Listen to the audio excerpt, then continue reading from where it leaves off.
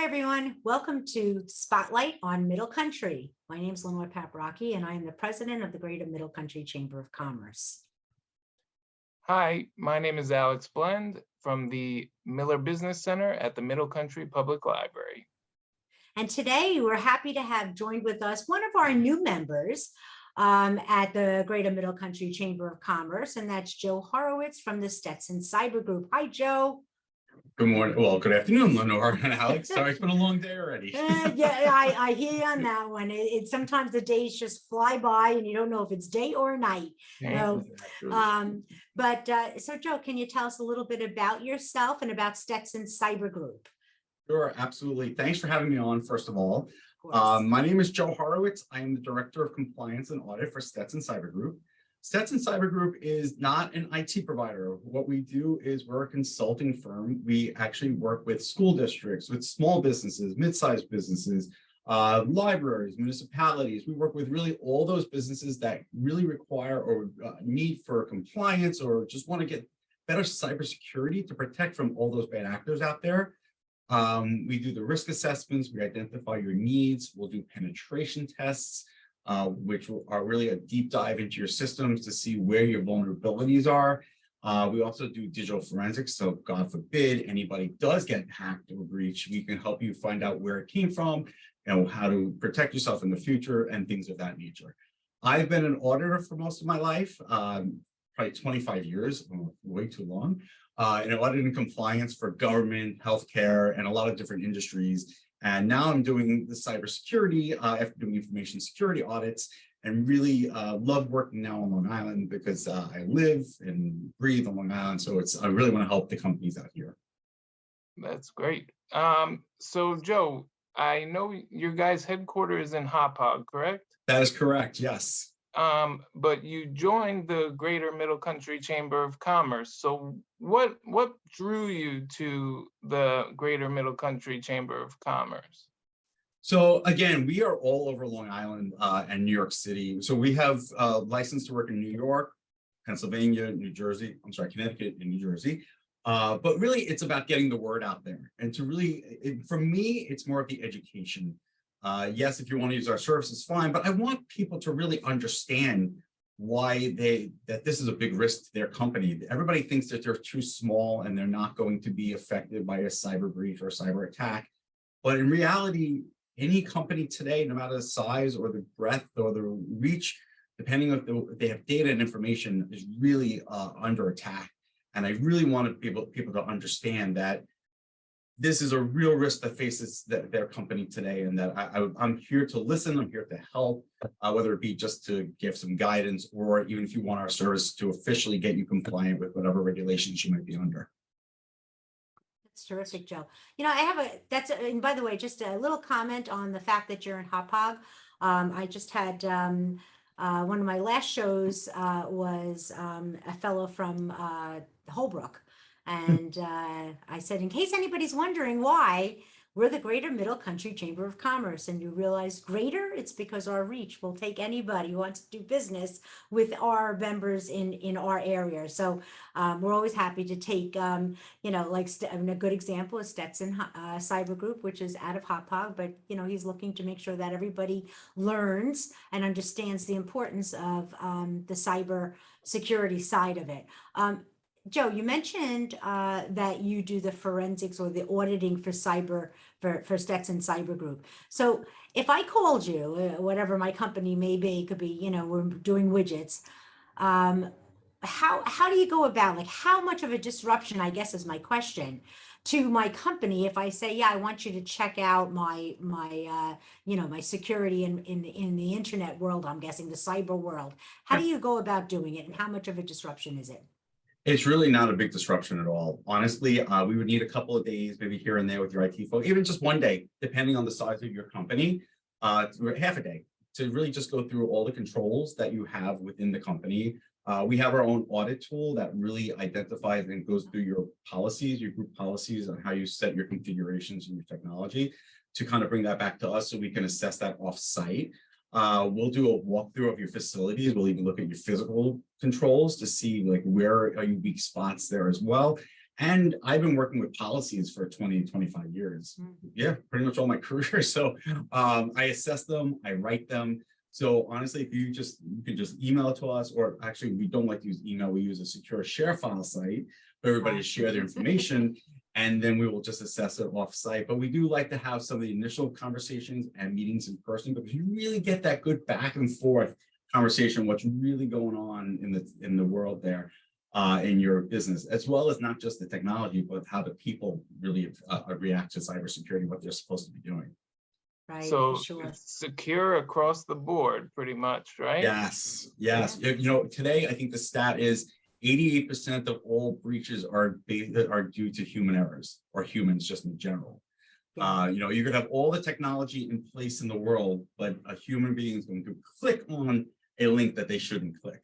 And we also provide education for a lot of the school districts we work with for free for this education, just to teach them that, hey, you need to be cyber secure at work. And here's some tips how to do it at home too, because if you're going to keep the mindset at work, you're going to keep it at home, vice versa. It's going to help you in the long run. Yeah, there's a lot of those guys are really good. Those phishing guys, they know how to make you click, boy. That's for sure. There's no doubt.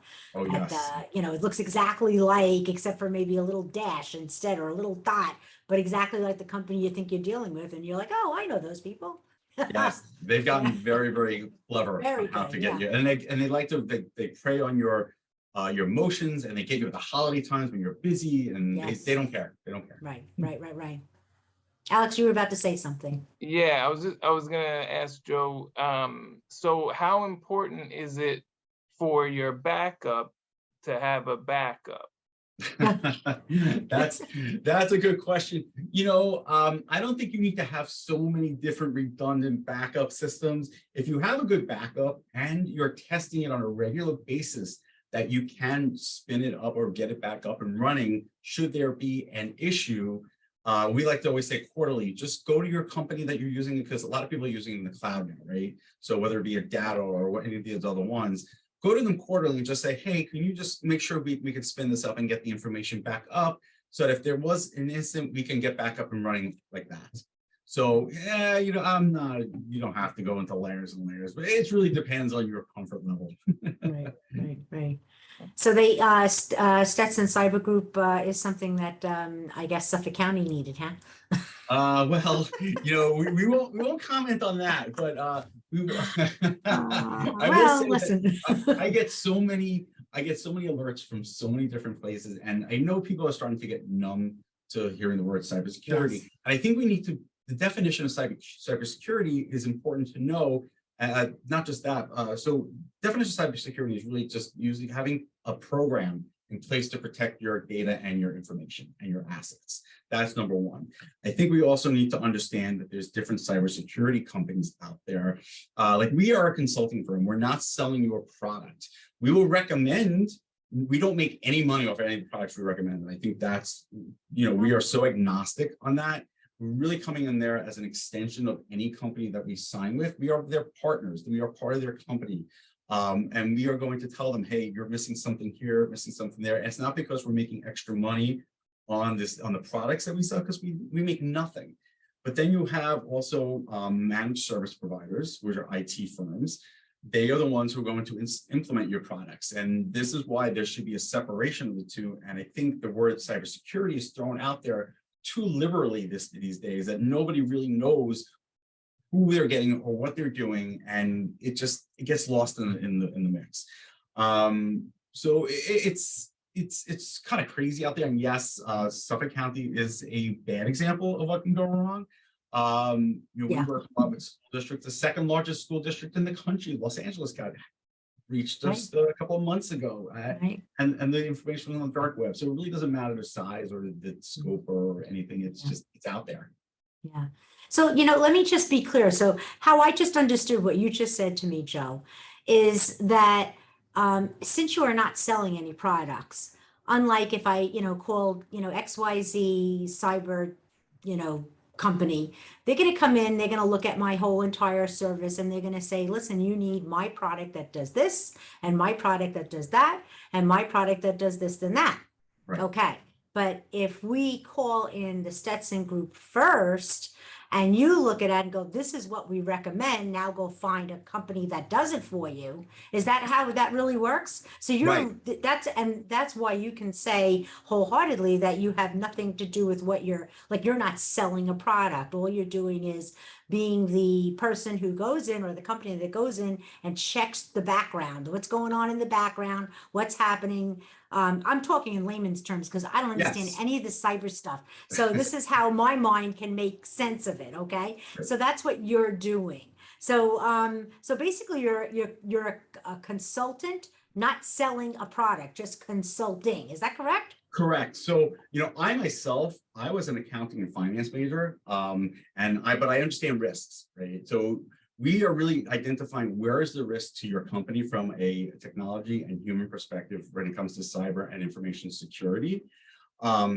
We can certainly recommend products, but if you also have a product in place already that you can just make better and tighten up the controls on that, that's also a recommendation. And that wouldn't cost you a penny because you already have the stuff in place. Yeah. So, we tried to make it affordable for smaller companies and school districts and municipalities and libraries to be able to afford the ability to have a cyber program in place. Really, we're more on the, hey, we have identified that we have a team of professionals.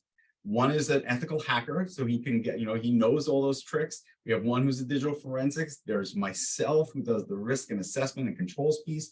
And we really come at it from a lot of different directions, identify where your problem areas lie. We just lay it out for you and say, listen, these are the things you need to do to really strengthen. And based on your business, we'll give you the best plan and not fit a square peg into a round hole. Right. Wow, that's fantastic. Yeah. I guess I never really knew what you did, Joe. I always tell people I paint and spackle. But that's really very interesting. And working in for Synergy Wealth Strategies, I do their business development. So I have nothing to do with financing per se or financial planning or any of that. I'm just business development, and I find new clients, new prospects, and it's interesting because I watch all the financial planners go through a very rigorous training program for fishing expeditions and things. They have so many tests that they have to do, and our back office, regulates the compliance side of it. I know that I've written a few social media things that went like, can't do it. I'm like, oh boy, I'm sorry, because there's a lot of rules and regulations that I don't know about, but it's out there. Obviously, when you're dealing with people's finances, you want to be the clearest and safest you can be.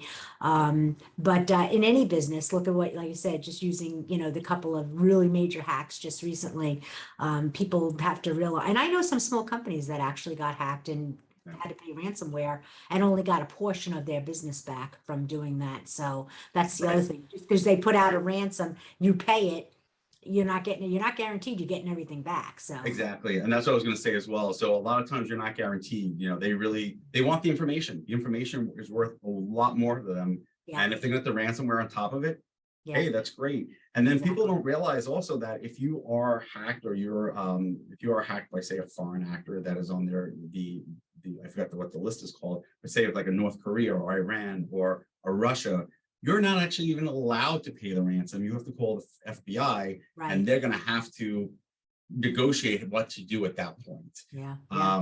So it's really a hit or miss. And do you really want to go through that? And with cyber insurance going through the roof, the premiums. Yeah, exactly. And if you lie on your cyber insurance checklist before you get the policy, if they find out anything that you're not doing, they're not going to pay you out either. That's right.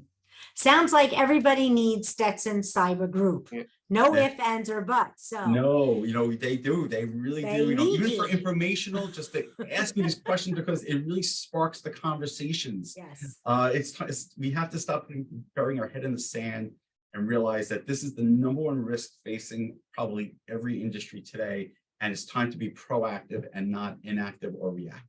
Exactly. So Joe, how do people get a hold of you? After seeing this, you're going to have an influx of phone calls, I'm sure. So how are they going to reach you? What's the best way? Where are you located? How do they get a hold of you? So they can reach me on my cell phone if they want. I'm at 917-862-3726. I always either pick up immediately or call back immediately.